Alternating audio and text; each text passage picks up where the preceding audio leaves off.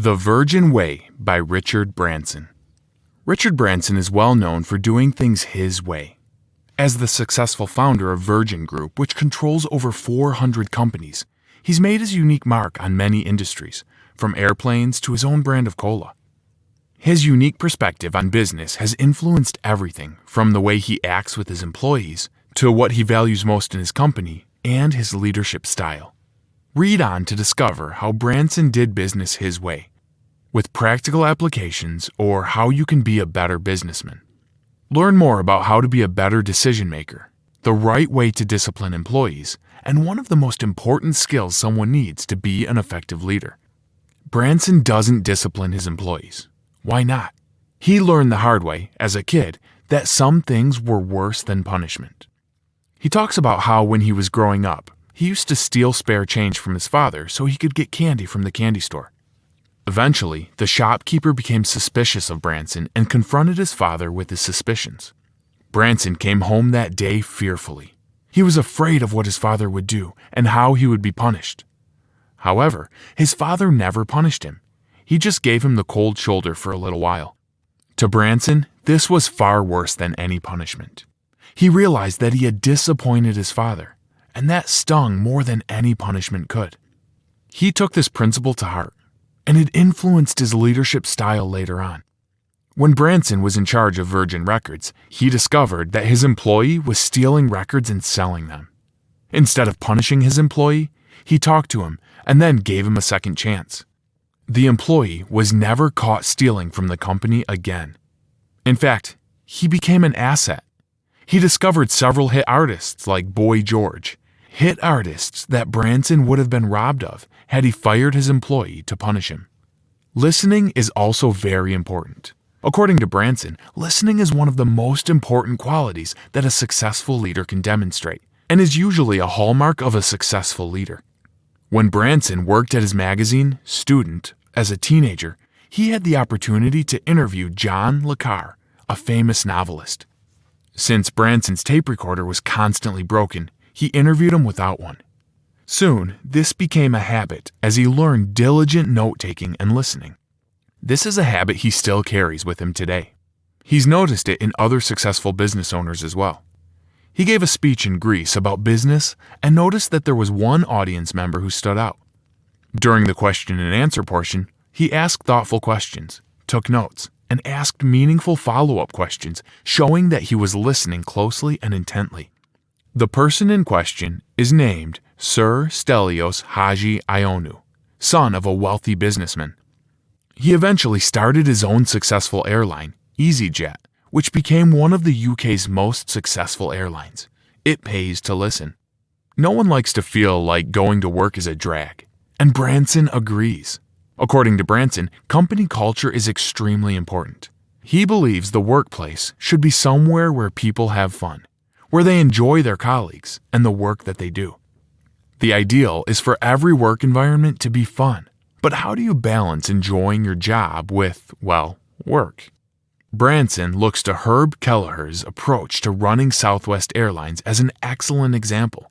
When Herb Kelleher was accused of plagiarism with the new slogan, "Just Plain Smart," instead of inciting a legal battle or an exchange of words, he challenged the CEO to an arm wrestle. His humor has also been echoed by his staff members. On a Southwest flight, all of the flight staff hid in the bins on the plane, jumping out before takeoff to surprise the passengers. Not only has it been a great place to work, but it has also been one of the few airlines that have consistently remained profitable. And they've kept it up for 40 years. Taking risks is scary, but it can heed big results, especially if you're willing to stick to your guns about a new idea or project, even when other people doubt you. That, and if you stick to your guns, you never know when luck might find you. For example, the first record Virgin produced was Mike Oldfield's Tubular Bells, which was extremely popular in the UK. Branson wanted to sell it to Atlantic Records, but Ahmet Ertegun, the one man he had to convince to want it, wasn't buying it. He didn't think the sound would be popular with American audiences. Branson kept pestering him about the record anyway, and he finally gave it another listen.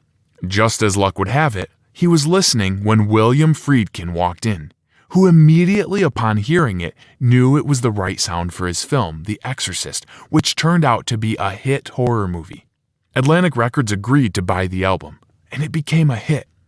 Branson took a risk when he tried to sell the album to Atlantic Records, but he truly believed it could be a hit and was willing to convince other people it could be too.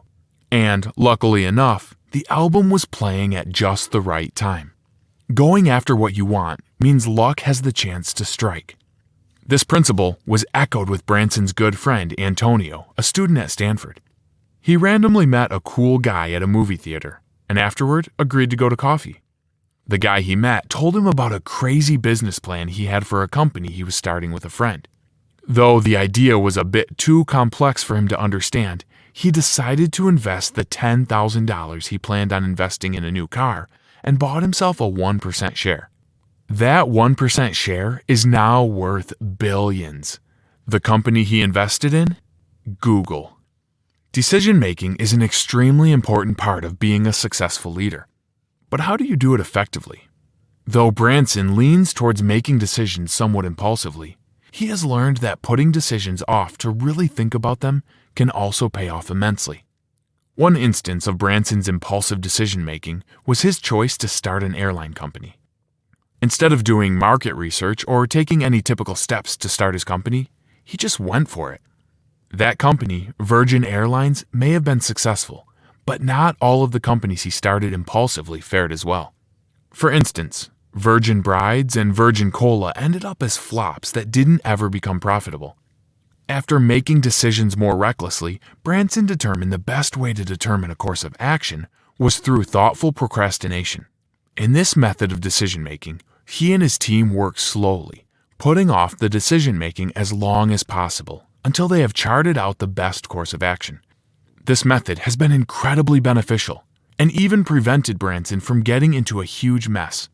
Goldman Sachs offered Branson the opportunity to invest in what was marketed as an incredibly profitable opportunity.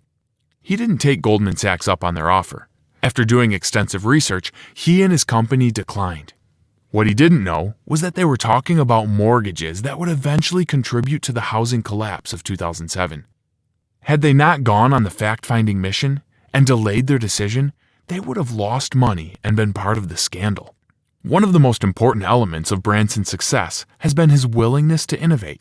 When he was developing his airline, he realized that most airlines were ignoring one extremely important factor in air travel: the number of times passengers actually spent at the airport.